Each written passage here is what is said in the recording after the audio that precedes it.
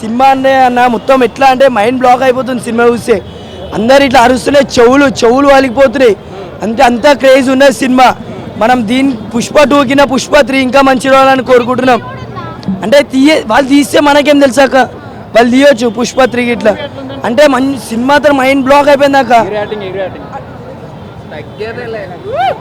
చాలా డైలాగ్ ఎన్నిసార్లు చెప్పాలండి.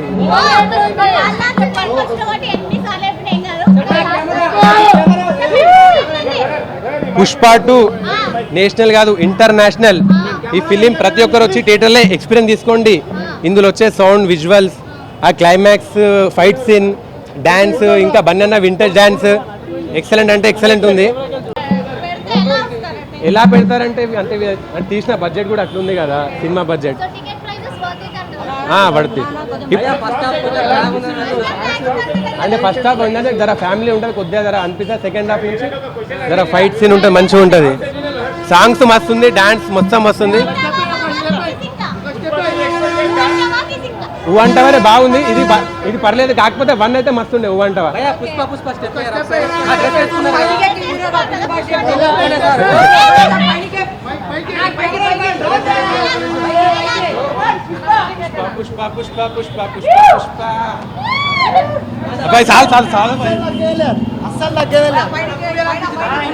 చాలా బాగుంది భాయ్. అరే చెప్పినా కదా, ఎన్నిసార్లు చెప్పాలి భాయ్. పుష్ప 3 ఉంది భాయ్. చాలా బాగుంది.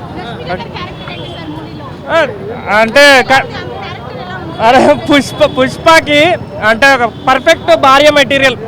3 తీసేంత కంటెంట్ ఉందా అసలు? అది చెప్పలేము, అది డైరెక్టర్ని అడగాలని అనే కాదు. అది అన్ని బాగున్నాయి. సినిమా మాత్రం సూపర్ బ్రో. పక్క 2000 crores. క్లైమాక్స్ ఫైట్ అయితే దద్దరు వెళ్ళిపోయింది.